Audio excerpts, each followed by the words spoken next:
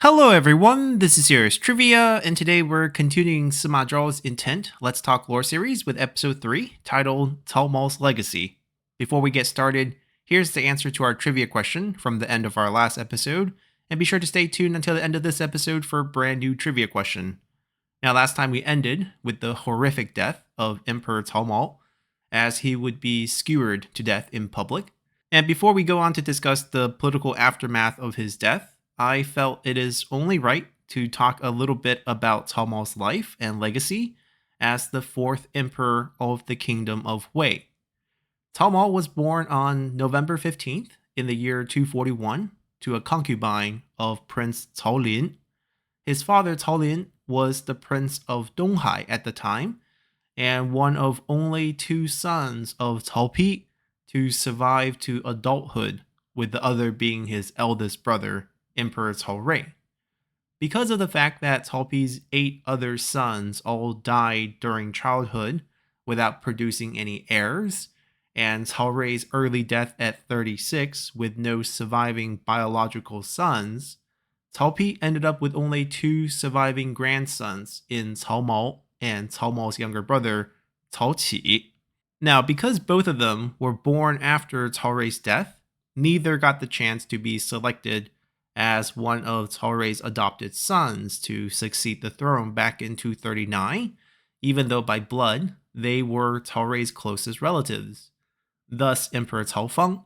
who came from Cao Zhang's line, ended up on the throne as the third emperor of Wei. Cao Mao, on the other hand, grew up like any other imperial nobility, receiving his duke title when he was just 4 years old. Unfortunately, when he turned 10 in 250,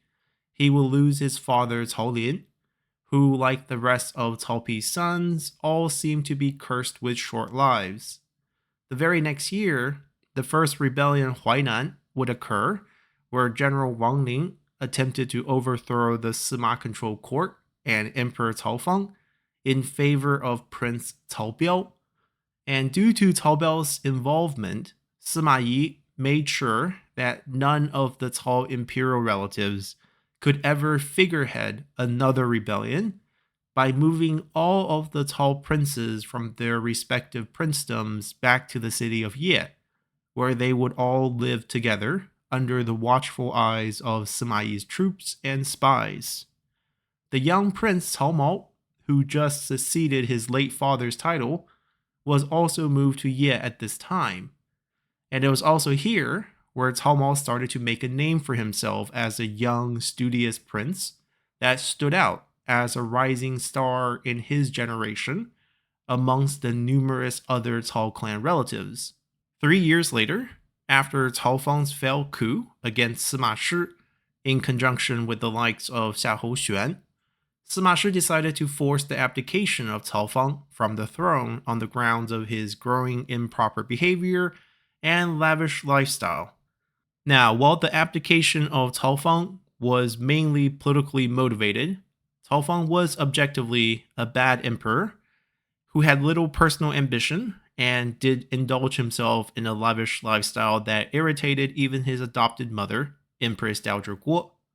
Eventually, due to Empress Dowager Guo's insistence on picking someone a generation down from Cao Rui, thus to ensure her continued position as the Empress Dowager, Cao Mao was selected to become the new Emperor of Wei. To be clear, Cao Mao was not Sima Shi's first or second choice, as Sima Shi wanted Prince of Pengcheng, Cao Ju, who was actually a son of Cao Cao, to become the emperor. But in the end, given the substantial political sway of the Empress Dowager, Sima Shi agreed on the choice of Cao Mao, who was the closest blood relative to Cao Rui, as Cao Mao was Cao Rui's nephew. Now, unlike his predecessor, Cao Mao was polite, studious, and ambitious. His first appearance in front of the court pleased most of the imperial court officials, and some of his earliest policies in regard to the management of the imperial palace reversed the outlandish spending habits and expensive taste of Emperor Cao Feng. Politically, though, Cao Mao was still a puppet emperor, as he still had to give Sima Shi the position of Grand General in charge of all of Wei's military, along with a laundry list of other status bestowments in regards to how Sima Shi had to walk, had to announce his name, and his ability to keep his shoes on and bring his sword with him when attending court. However, despite these moves, we know that Tomal was ambitious in terms of restoring the imperial power, as after the conclusion of the Second Rebellion of Huainan, when Sima Shi was on his deathbed following Wen Yang's night raid, and when Sima Zhao was also not in the capital, as he had to rush to the front lines to replace his mortally injured brother. Tomal attempted his first political coup against the Sima clan, when instead of passing Sima Shi's military command over to his brother Sima Zhao,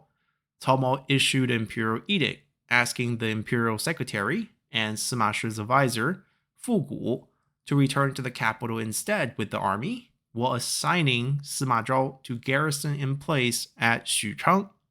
Unfortunately, Fu Gu chose to side with the Sima clan, as Sima Zhao simply ignored the imperial edict and personally returned to the capital with the army instead. Seeing that his plot had failed, Tomal was forced to switch his tune and instead showered Sima Zhao with praise and reward for putting down Guan Qiujian's rebellion after Sima Shi's tragic death. Sima Zhao thus became the new Grand General of Wei, and Tomal realized the need for more support at court, as at this point, with him being just a young puppet emperor, almost no one at court, despite their personal loyalties, dared to stand up to the Sima clan out of fear of retribution. So Tomal would spend his time focusing on studying and endearing himself to the scholars at court as he studied Confucian classics under the tutelage of renowned court scholars and hosted debates with young outstanding officials that included the likes of Sima Wang, Wang Shen, Pei Xiu, and Zhong Hui. And many of these officials were Sima clan loyalists, with Sima Wang being the younger cousin of Sima Zhao. Now, Sima Wang knew what the emperor was trying to do by winning his support. So to avoid being put into an awkward position as a Sima clan member himself, he soon requested to leave the capital, as Sima Zhao would promote him to become the new general who conquers the west out in Chang'an. The other scholars, such as Wang Shen and Zhong Hui, saw great potential in Cao Mao, but both still chose to keep their loyalty to the Sima clan, as talent, ambition, and potential are all meaningless in the face of complete military control. To put this level of potential in perspective, all we have to know is how some of Sima Zhao's closest allies describe Cao Mao historically. General Shi Bao, who after the Third Rebellion Huainan was reassigned to the Yang province, had a chance to return to the capital to receive this new assignment directly from the imperial court. After the conclusion of the court assembly, Emperor Cao Mao asked to meet Shi Bao in person, as Shi Bao would spend the rest of the day in the imperial palace chatting with the young emperor in regards to matters of military command.